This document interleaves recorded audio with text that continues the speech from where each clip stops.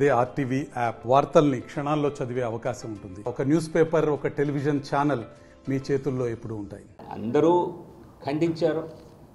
మీరు చూశారు కదా, చంద్రబాబు నాయుడు గారు కూడా రాత్రే ఖండించారు. ప్రధానమంత్రి నరేంద్ర మోదీ గారు త్వరగా కోలుకోవాలి ముఖ్యమంత్రి అని చెప్పి ఆశించారు.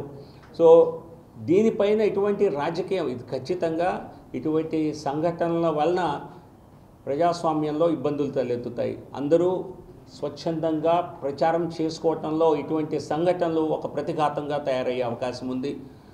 దాడిని చేసిన వ్యక్తి ఎవరో కనుక్కోవాల్సిన బాధ్యత పోలీసు యంత్రాంగంపై, రాష్ట్ర ప్రభుత్వంపైనే ఉన్నది. కాబట్టి కానీ దీనిపైన ఏ పక్షం కూడా రాజకీయాలు చేయటం తగదని నా ఆలోచన. ఎందుకంటే జరిగిన 10 నిమిషాలు కాకుండానే మరి ప్రతిపక్షం పైన ఆరోపణలు చేసినటువంటి సంఘటనలు రాత్రి టీవీలోనే చూసాం. సో కాబట్టి దయచేసి ఎవరు పూర్తి స్థాయి భద్రతకు సంబంధించి ఎటువంటి లోపాలు తలెత్తకుండా బాధ్యతగా వ్యవహరించవలసింది పోలీసు వ్యవస్థ. వారికి అనేక ఇబ్బందులు ఉంటాయి. ఎందుకంటే ప్రజల సమక్షంలోకి అందరూ వెళ్ళిపోతున్నారు. ప్రముఖ నాయకులు అందరూ ప్రజల దగ్గరగా వెళ్ళాలని ప్రయత్నం చేస్తుంటారు. ఎన్నికల సమయంలో అది అందరికీ నాయకులకు ఉన్నటువంటి ఒక రిక్వైర్మెంట్. కానీ ఈ సమయంలో అత్యంత మరి కేర్ వహించి ఎటువంటి భద్రతా వైఫల్యం ఎక్కడా కలగకుండా, ఏ పార్టీ నాయకులకి ఎటువంటి ఇబ్బందులు కలగకుండా, ముప్పు రాకుండా చూడవలసిన బాధ్యత మరి ప్రభుత్వంపై, రాష్ట్ర ప్రభుత్వంపై, పోలీసు యంత్రాంగంపై ఉన్నది. దానికి కావలసినటువంటి పూర్తి స్థాయి జాగ్రత్తలు తీసుకోవాలని చెప్పి ఖచ్చితంగా సూచిస్తాయి. ఇదొక ఛాలెంజ్, వారికి కూడా ఈజీ కాదు. ఎటు నుంచి ఎవరు రాయేస్తారో కనుక్కోవడం కష్టం. కానీ ఇటువంటి సంఘటన జరగకుండా ఖచ్చితంగా రాష్ట్ర యంత్రాంగం, పోలీసు వ్యవస్థ దీనిపై పూర్తిగా ఒక స్టడీ చేసి, రివ్యూ చేసి, ఎవరు కారకులో వాళ్ళని పట్టుకోకపోతే అది ఖచ్చితంగా వైఫల్యం అవుతుంది. కనుక వెంటనే చర్యలు తీసుకోవాలని, క్యాంపెయిన్ సజావుగా జరిగేలా అన్ని పార్టీలకి ప్రజల వద్దకు వెళ్ళి తమ యొక్క బాణిని వినిపించుకోవడానికి పూర్తి అవకాశం ఉండాలి. దానికి తగ్గటువంటి ఏర్పాట్లని రాష్ట్ర ప్రభుత్వమే చేయాలి.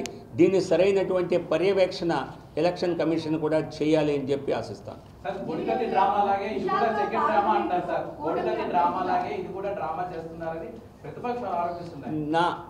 నేను చెప్పినట్లుగా రాజకీయ ఆరోపణలు జరిగిన వెంటనే ఒకరిపై ఒకరు మీరు రాయేశారు, మీరే వేయించుకున్నారు, ఇంతకంటే ఇక తక్కువ రాజకీయం ఉండదు.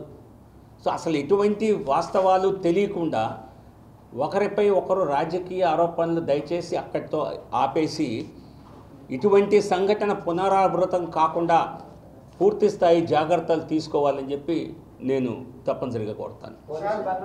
చూడండి, ఇది ఒక ఛాలెంజ్గా చెప్తాను నేను. ఎందుకంటే అందరు నాయకులు ప్రజల మధ్యకి వెళ్ళిపోతున్నారు, లేకపోతే చుట్టూలు ప్రజల్ని పెట్టుకుంటున్నారు. ఇది చూడండి, ఎన్నికల టైంలో అందరూ ప్రజల దగ్గరికి వెళ్ళి మేమే చాలా చెరువుగా ఉన్నామని ఒక సిగ్నల్ ఇవ్వాలి, అందరితో షేక్ హ్యాండ్లు ఇవ్వాలి. ఇది ఒక రాజకీయ అవసరం కూడా. కాకపోతే ఇటువంటి ఛాలెంజింగ్ సమయంలో పూర్తి స్థాయి జాగ్రత్తలు తీసుకొని అవసరమైతే కొన్ని నిబంధనలను పాటించాలని, ఇది రాజకీయాలు మానుకోవాలని చెప్పే కదా. సంఘటన జరిగిన పావుగంట కాకముందే ఈ పార్టీ వాళ్ళు కావాలని చేశారు, ఆ పార్టీ వాళ్ళు చేశారు. ఇటువంటి ఆరోపణలు ఖచ్చితంగా హుందాగా లేవు. సో ఖచ్చితంగా ఒక హుందాతనంతో ప్రచారం జరిగితే బాగుంటుంది. దీన్ని సంఘటనని రాజకీయంగా వాడుకోరాదని, ఏ పక్షం కూడా వాడుకోరాదని నా యొక్క ఆలోచన. పీఎం గారి సభలోనే వైఫల్యం గతంలో మనం ఎదురు చూసాం. అలాంటి దాని నుంచి పాఠం నేర్చుకోలేదంటారా మీరు?